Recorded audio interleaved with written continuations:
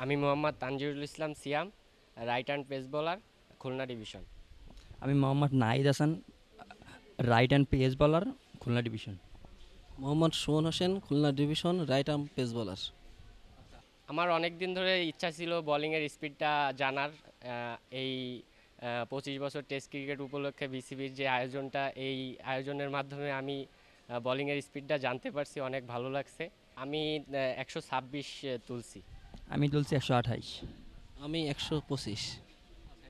আর এরকম এনভায়রনমেন্ট যদি সবসময় আয়োজন করে, তাইলে দেখা যাচ্ছে যে আমরা আমাদের বোলিংয়ে ইমপ্রুভ হচ্ছে কিনা আমরা জানতে পারবো, যে বোলিংয়ের গতি আগের চেয়ে বাড়ছে কিনা।